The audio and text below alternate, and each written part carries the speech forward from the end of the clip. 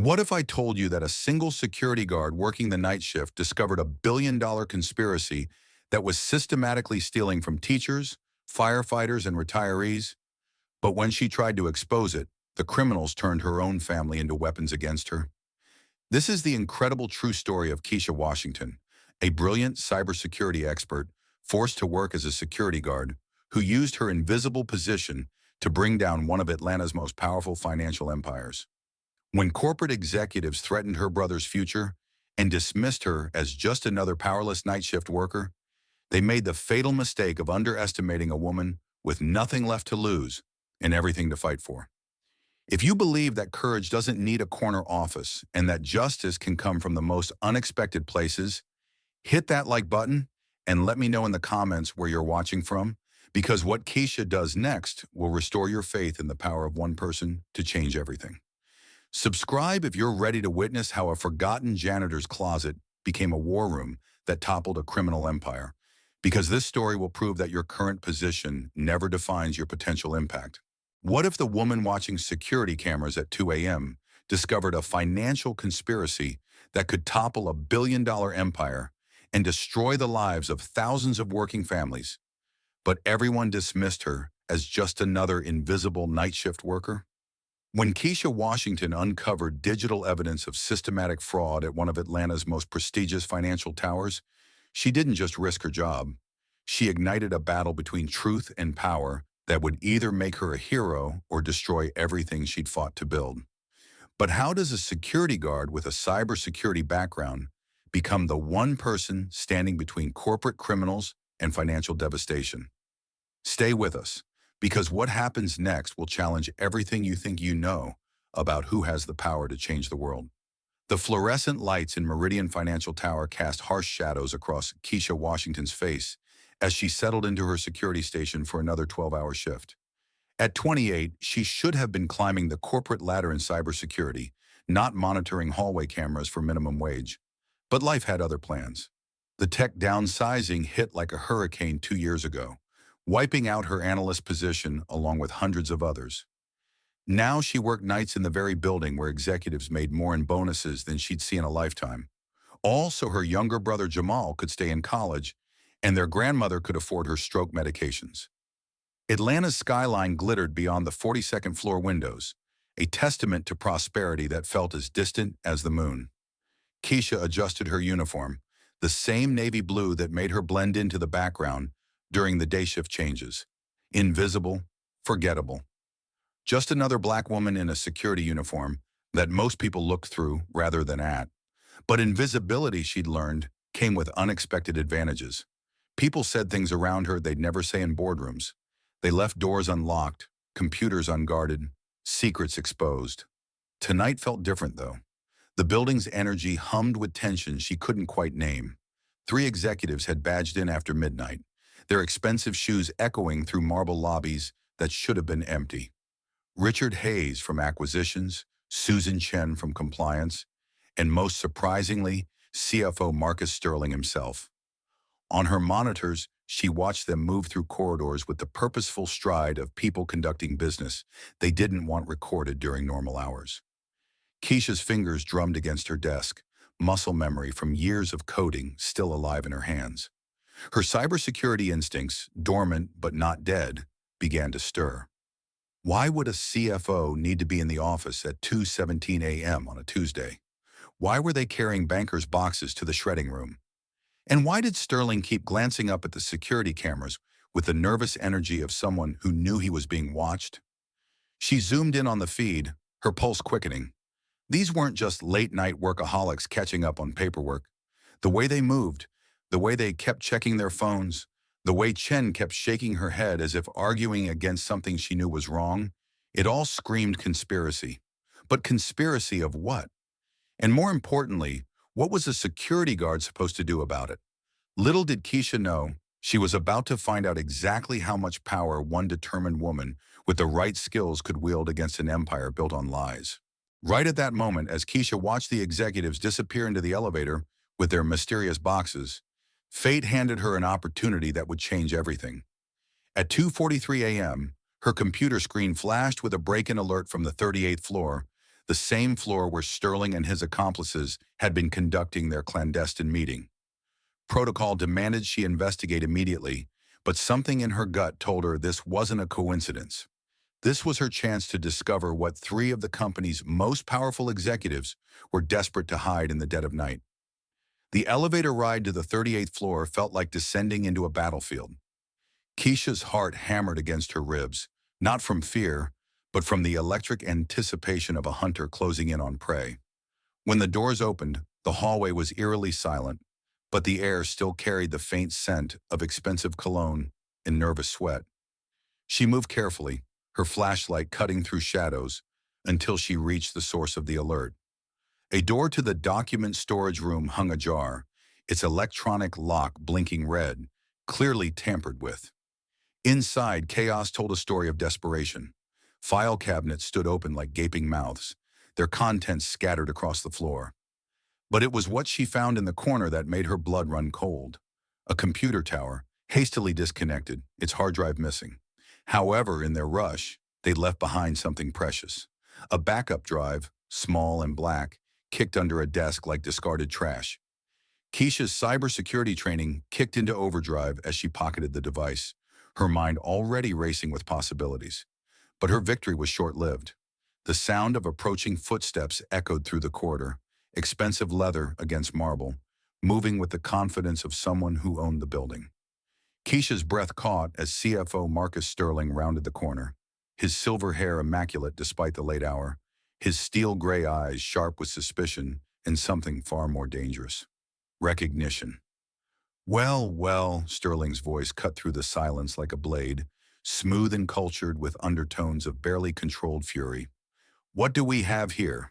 Our dedicated security guard, working so diligently in the middle of the night. He stepped closer, his 6-foot frame towering over her, using his presence like a weapon. Tell me, Miss Washington, what exactly brings you to this particular floor at this particular time? Keisha felt the weight of the backup drive in her pocket like a burning coal, but her voice remained steady. Break-in alert, sir. I'm just following protocol. The lie came easily, but Sterling's eyes narrowed with predatory intelligence. He'd built his career reading people, detecting weakness, exploiting vulnerability. Protocol, he repeated, the word dripping with contempt. How admirable. But let me explain something to you, Miss Washington. You're a security guard. You watch cameras, you make rounds, you write reports about broken door handles and flickering lights. You don't investigate. You don't think. You certainly don't go looking for problems that don't concern you. His voice dropped to a whisper that somehow felt more threatening than a shout. Because security guards who forget their place have a habit of finding themselves unemployed. And in today's economy, well, jobs like yours are hard to come by, especially for people with your particular background. The racial undertone hit like a slap, but it also ignited something fierce in Keisha's chest. The same dismissive arrogance that had cost her career in tech. The same system that kept people like her invisible and powerless. But what Sterling didn't know was that this security guard had skills he couldn't imagine, and she'd just found evidence that could bring his entire world crashing down. What Sterling didn't realize was that his threatening words had just lit a fuse on a bomb he couldn't defuse. As Keisha returned to her security station, the backup drive burning like a secret in her pocket, she transformed from a passive observer into a digital detective with nothing left to lose. The same dismissive arrogance that had crushed her dreams in the tech world had just awakened something Sterling would soon regret underestimating. A black woman with cybersecurity skills, righteous anger, and access to a building full of secrets is a force that corporate criminals never see coming. Back in her security office, surrounded by the familiar hum of servers and the glow of multiple monitors, Keisha felt like she was coming home after years in exile. Her fingers flew across the keyboard with the muscle memory of someone born for this work, bypassing encryption protocols that would have stumped most IT professionals. The backup drive yielded its secrets slowly, but what emerged made her stomach churn with a mixture of rage and heartbreak. Financial records spanning 3 years revealed a systematic embezzlement scheme that made Bernie Madoff look like a petty thief. The numbers told a story of calculated cruelty. Pension funds from teachers, firefighters, and postal workers, people who trusted Meridian Financial with their life savings, had been systematically drained to fund executive bonuses and offshore accounts. Mrs. Johnson from her old neighborhood, the retired school principal who used to give Keisha extra tutoring, had invested her entire pension here. The Rodriguez family from down the street, whose father died fighting fires, had trusted these criminals with their survivor benefits. These weren't just numbers on a screen. These were her people, her community, being robbed blind by men in $1,000 suits. But the emotional gut punch was nothing compared to what she discovered next. Maya Rodriguez, an internal auditor who'd been asking uncomfortable questions, had been systematically silenced through performance reviews, reduced responsibilities, and professional isolation. Her reports about suspicious transactions had been buried, her access to critical systems revoked, her warnings dismissed as the paranoid ramblings of an overzealous employee. Keisha recognized the pattern immediately. It was the same playbook they'd used to push women of color out of tech companies, the same systematic marginalization disguised as performance management. As dawn broke over Atlanta's skyline, painting the sky in shades of golden amber, Keisha printed the most damaging documents and encrypted copies on multiple drives. Her hands shook not with fear, but with the electric energy of someone who'd found their purpose. She wasn't just a security guard anymore. She was the guardian of justice for thousands of working families who had no idea they were being robbed. The irony wasn't lost on her. Sterling had threatened her job, tried to put her back in her place, reminded her that she was just a security guard. But he'd forgotten that security guards have access to everything. They see all, they hear all, and sometimes if they're skilled enough and angry enough, they remember all. What Sterling had dismissed as powerless was about to become his greatest nightmare. If this story of one woman's fight against corporate corruption is hitting you in the heart, smash that like button and let me know in the comments where you're watching from. Your support fuels stories like Keisha's, stories that prove courage doesn't wear a suit and tie. Subscribe if you believe that sometimes the most powerful person in the room is the one everyone underestimates. Because what happens next will show you exactly why they should have taken Keisha Washington seriously from the very beginning. But what Keisha didn't anticipate was how quickly Sterling's web of power would close around her like a steel trap. Within 48 hours of their confrontation, her world began to unravel with surgical precision. Her keycard access to executive floors mysteriously expired. Her shift schedule was reduced from full-time to part-time, cutting her income in half. The building's head of security, a man who'd barely acknowledged her existence for 2 years, suddenly found reasons to question her every move, her every report, her every breath. The message was crystal clear. Fall in line or fall completely. On Thursday morning, Keisha's phone buzzed with a text that made her blood freeze. "Sis, campus security came to my dorm asking questions about you. They said something about a background check for your job. What's going on?" The text was from Jamal, her 20-year-old brother, the brilliant pre-med student who represented everything good she was fighting to protect. Sterling wasn't just coming for her job. He was weaponizing her family, turning her love into a leash. That afternoon, Maya Rodriguez found Keisha in the parking garage, her eyes darting nervously as if the concrete walls had ears. "They know we've talked," Maya whispered, her voice trembling with barely controlled fear. "I've been called into a disciplinary hearing tomorrow. They're saying I've been sharing confidential information with unauthorized personnel. That's you, Keisha. They're building a case to fire us both and discredit anything we might say." The weight of the moment crashed over Keisha like a tsunami. She could almost hear Sterling's satisfied chuckle echoing through the garage. He'd played this game before, probably dozens of times. Identify the threat, isolate it, neutralize it, then move on as if nothing had happened. Maya would lose her job, her reputation, her ability to work in finance ever again. And Keisha, she'd go back to being invisible, watching her brother drop out of college, watching her grandmother's health deteriorate without proper medication, watching Sterling and his accomplices rob thousands of families blind. But then Maya said something that changed everything. "There's something else, Keisha. I've been digging deeper into those pension fund transfers. The FBI's Financial Crimes Division has been investigating Meridian for months, but they don't have inside access. They don't have someone who can prove the digital trail. They need a whistleblower, someone with evidence they can't get from the outside. Keisha felt her world shift on its axis. This wasn't just about her anymore. This wasn't even just about the stolen pension funds.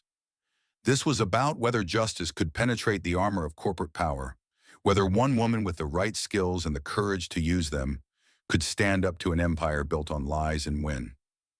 That night, in her grandmother's small apartment, where the medical equipment hummed softly in the background, Keisha made the call that would either save thousands of families or destroy her own. Her finger hovered over the phone number Maya had given her, the direct line to Special Agent Sarah Chen with the FBI's Financial Crimes Division. One call would cross a line she could never uncross.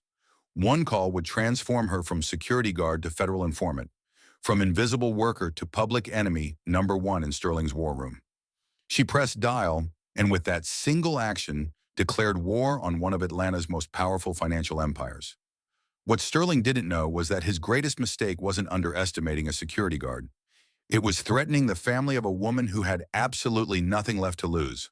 What Sterling never saw coming was that his greatest weapon, fear, would become the very force that destroyed him. 2 weeks after Keisha's call to the FBI, Meridian Financial Tower buzzed with the energy of its biggest client presentation of the year.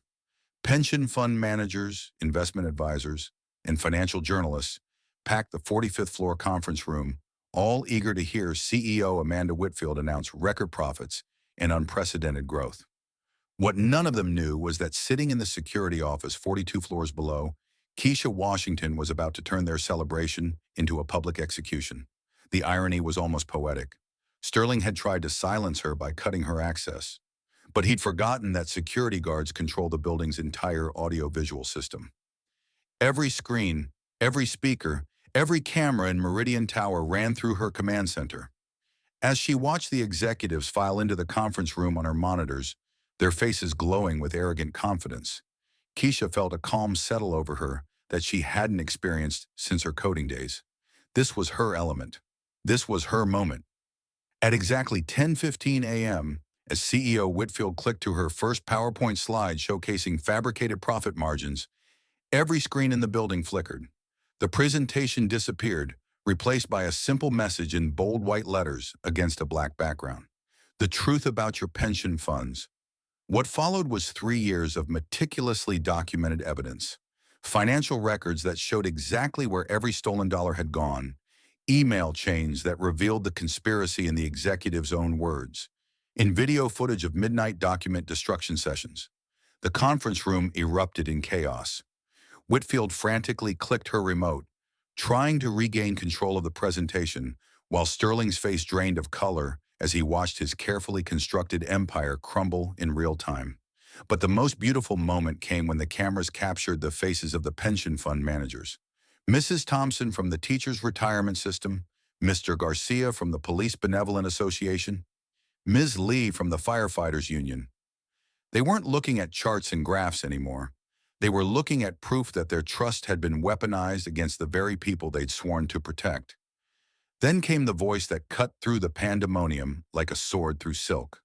Ladies and gentlemen, my name is Special Agent Sarah Chen with the FBI Financial Crimes Division. The federal agents who had been posing as journalists stood up simultaneously, their badges gleaming under the conference room lights. This building is now under federal investigation for systematic financial fraud, wire fraud, and conspiracy to commit racketeering. Sterling's desperate attempt to maintain control was almost pathetic. This is clearly a disgruntled employee attempting to sabotage our company, he shouted, his polished demeanor cracking like cheap paint. We're dealing with a security guard who was recently disciplined for inappropriate conduct. But his words fell flat against the mountain of evidence still scrolling across every screen in the building. Agent Chen's response was swift and devastating.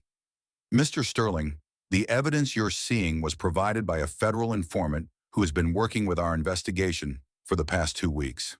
Every document has been verified, every transaction traced, every crime cataloged. She paused, letting the weight of her words settle over the room like a death shroud. You have the right to remain silent. As the handcuffs clicked around Sterling's wrists, 42 floors below, Keisha Washington sat in her security chair, watching justice unfold on every monitor. She wasn't just a security guard anymore. She wasn't invisible anymore. She was the woman who brought down a $1 billion conspiracy with nothing but courage, skills, and an unshakable belief that truth could triumph over power. What nobody expected was that Sterling's arrest would be just the beginning of Keisha's transformation from invisible security guard to the most sought-after cybersecurity expert in corporate America. 6 months after the FBI raids that shut down the largest pension fund fraud in Georgia's history, Keisha Washington walked into the newly renovated offices of Meridian Financial. But this time, she wasn't carrying a security badge. She was carrying the keys to the executive suite as the company's newly appointed Chief Security and Compliance Officer, the youngest person and first Black woman to hold such a position in the firm's 40-year history. The legal victory had been swift and devastating for the conspirators. Sterling received 15 years in federal prison, CEO Whitfield got 12, and the other executives who participated in the scheme were sentenced to terms ranging from 5 to 10 years.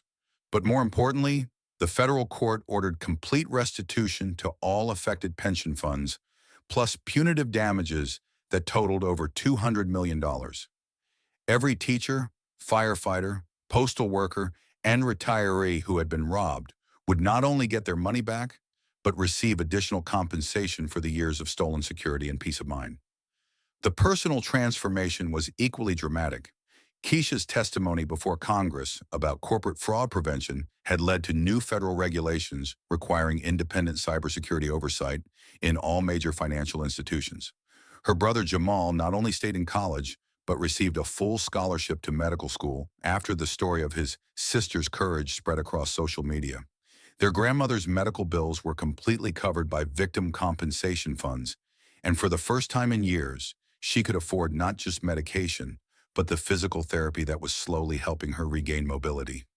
But the moment that truly defined Keisha's victory came on a crisp October morning when she stood before the newly formed Employee Financial Protection Board, a diverse group of workers, retirees, and community advocates who now had oversight authority over the company's operations. Mrs. Johnson, her old elementary school principal, sat at the head of the table, no longer a victim, but a guardian of financial justice. "Miss Washington," she said with tears in her eyes, "you didn't just save our money, you saved our dignity." The ripple effects continued to spread. Maya Rodriguez, who had been promoted to chief internal auditor, worked alongside Keisha to implement transparency measures that became the gold standard for financial institutions nationwide. The whistleblower protection program they developed together protected dozens of other employees who found the courage to speak up about corporate misconduct. 3 other major financial fraud cases were cracked open using the investigative framework Keisha had pioneered. On the anniversary of Sterling's arrest, Keisha received a call that brought everything full circle. The University of Georgia's cybersecurity program wanted her to teach a course on corporate fraud detection. Standing in the same building where she'd once been dismissed as just a security guard, she would now train the next generation of digital detectives.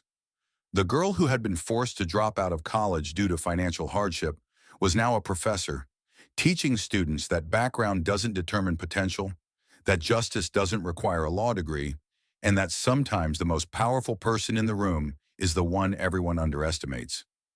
As she prepared for her first lecture, Keisha reflected on the journey from invisible night shift worker to corporate reform pioneer. She had proven that courage isn't about the size of your office or the letters after your name. It's about the willingness to stand up when everyone else sits down, to speak truth when everyone else stays silent, and to fight for justice even when the odds seem impossible. But perhaps the most powerful moment of Keisha's entire journey came exactly 2 years after she first discovered that backup drive in a darkened storage room. Walking through the gleaming lobby of Meridian Financial Tower, as the company's chief security officer, she noticed something that stopped her in her tracks. A young Black woman in a security uniform, probably 19 or 20, stood nervously at the reception desk, clutching a folder that clearly contained a job application. The girl's eyes darted around the marble lobby with the same mixture of hope and intimidation that Keisha remembered feeling on her first day. Keisha approached slowly, her heels clicking against the polished floor that she had once mopped in the pre-dawn hours. "Excuse me," she said gently. "Are you here for an interview?" The young woman nodded, her voice barely above a whisper. Yes, ma'am. Security position, night shift. I know it's just entry level, but I'm hoping to work my way up. I'm studying computer science at Georgia State, and I thought maybe working here could give me some real-world experience. The moment felt like looking into a mirror that reflected her past and her future simultaneously. Keisha smiled, remembering her own dreams, her own struggles, her own belief that she was destined for more than what the world seemed willing to offer. What's your name? She asked. Aisha, the girl replied, straightening her shoulders with quiet pride. Aisha Thompson. Well, Aisha Thompson, Keisha said, extending her hand for a firm handshake. Let me tell you something important. In this building, there's no such thing as just a security guard. Security professionals are the guardians of truth, the protectors of justice, and sometimes they're the only ones brave enough to stand between corruption and the people it's designed to harm. She paused, letting the words sink in. Your current position doesn't define your future impact. Your courage does.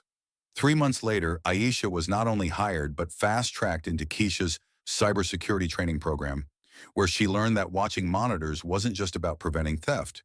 It was about preventing injustice. Under Keisha's mentorship, she discovered sophisticated money laundering operations at 2 other Atlanta firms, proving that the ripple effects of courage can span generations. The transformation wasn't just personal, it was systemic. The Keisha Washington Financial Protection Act, passed by Congress 18 months after Sterling's conviction, required all major financial institutions to employ independent cybersecurity professionals with whistleblower protections. The law created thousands of jobs for tech professionals like Keisha, people who understood that protecting data meant protecting families, communities, and dreams. Speaking at her alma mater's graduation ceremony, Keisha looked out at hundreds of young faces and shared the lesson that had defined her journey. You don't need permission to be powerful, she said, her voice carrying across the auditorium like a rallying cry. You don't need a title to have impact. You don't need recognition to create change. You just need the courage to act when acting is right, especially when the world tries to convince you that you're not qualified to make a difference. As she concluded her speech, Keisha's eyes found her brother Jamal in the audience, now Dr. Jamal Washington, his medical degree a testament to the dreams that courage can protect. Next to him sat their grandmother, walking with a cane but walking nonetheless, her smile radiant with pride. In the front row, Aisha Thompson took notes furiously, already planning her own revolution against injustice. The question that had started it all echoed in Keisha's mind. What if the woman watching security cameras discovered a conspiracy? The answer was clear. She didn't just discover it, she destroyed it. She didn't just expose the truth, she became it. And in doing so, she proved that heroism doesn't wear a suit and tie. Sometimes it wears a security uniform and works the night shift, quietly guarding not just buildings, but the very foundations of justice itself. The legacy of courage lives on, passed from one generation to the next, reminding us all that the most extraordinary changes often begin with the most ordinary people who refuse to stay silent in the face of injustice. Keisha Washington's journey from invisible night shift worker to corporate reform pioneer teaches us something profound about the nature of power and justice in America. Her story isn't just about exposing financial fraud, it's about the courage to stand up when the entire system is designed to keep you sitting down. It's about recognizing that your current circumstances don't define your future impact, and that sometimes the most powerful person in the room is the one everyone underestimates. What makes Keisha's victory so remarkable isn't just that she won against impossible odds. It's that she transformed her invisibility into her greatest weapon. While executives saw a disposable security guard, she saw an opportunity to access every floor, every conversation, every secret. While they dismissed her education and skills, she quietly built a case that would bring down their entire empire. The very system that tried to silence her voice became the platform from which she spoke truth to power. The deeper lesson here goes beyond corporate corruption. Keisha's story reminds us that courage isn't about having the perfect credentials or the right connections. It's about the willingness to act when action is needed, especially when the personal cost seems unbearable. She didn't wait for permission to be powerful. She didn't need a title to create change. She simply refused to let injustice hide in the shadows while families lost their life savings. But perhaps the most important insight from Keisha's journey is this. Every workplace, every organization, every system has its own Keisha Washington. Someone who sees what others miss, who knows what others ignore, who has the skills to make a difference but lacks the platform to be heard. The question isn't whether these people exist. The question is whether we're creating environments where their courage can flourish or where their voices get silenced before they can speak. Keisha's legacy lives on in the Aisha Thompsons of the world, young women who now know that security uniforms can hide superhero capes, that night shifts can become launching pads for justice, and that the most extraordinary changes often begin with the most ordinary people who refuse to stay silent. If Keisha's story moved you, if it reminded you that your background doesn't determine your potential, if it restored your faith in the power of one person to change everything, then I need you to do three things. First, hit that like button to let me know this story resonated with your heart. Second, drop a comment and tell me about a time when you had to find courage in an impossible situation, or share where you're watching from, because I love connecting with viewers from around the world.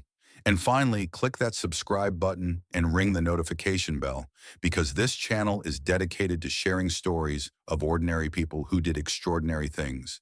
Stories that prove heroism doesn't always wear a cape, and stories that will inspire you to recognize the power you already possess to make a difference in this world. Your story matters, your voice matters, and who knows? You might just be the next person to change everything.